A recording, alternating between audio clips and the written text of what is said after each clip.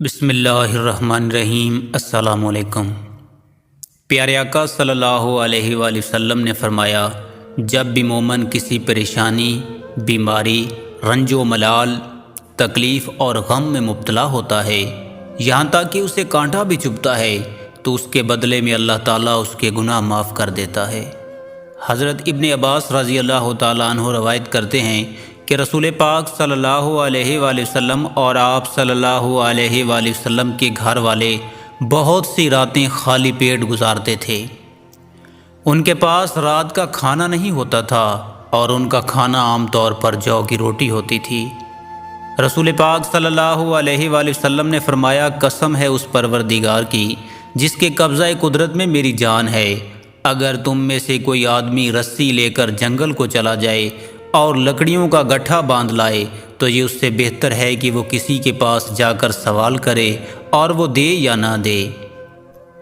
حضور پاک صلی اللہ علیہ وآلہ وسلم کی ذات مبارکہ، اخلاق حسنہ، سیرت طیبہ کے اعتبار سے وہ منور آفتاب ہے جس کی ہر جھلک میں حسن خلق نظر آتا ہے۔ آپ صلی اللہ علیہ وآلہ وسلم کی ذات میں حضرت عیسیٰ کا حلم، حضرت موسیٰ کا جوش اور حضرت ایوب علیہ السلام کا صبر پایا جاتا ہے۔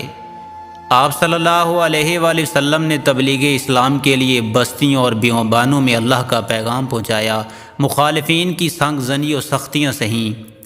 حضرت ابراہیم علیہ السلام کی طرح وطن چھوڑا اور ہجرت کی، مگر پھر بھی دنیا انسانیت کو امن و محبت، رحمت اور سلامتی کا پیغام دیا۔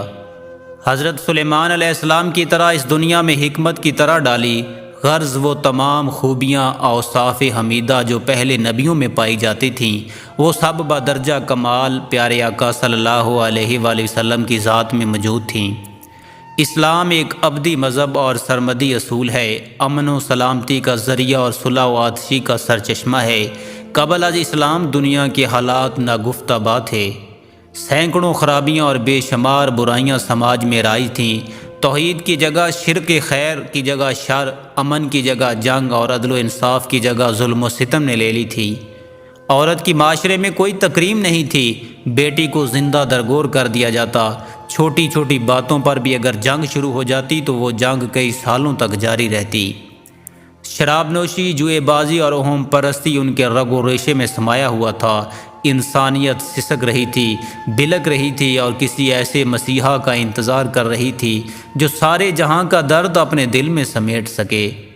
ان جاہلانہ رسومات، خود ساختہ مذہبی سماجی بندشوں، تہذیبی اور اخلاقی تنزلی فتنہ و فساد، تخریب کاری خرافات کا خاتمہ کر سکے۔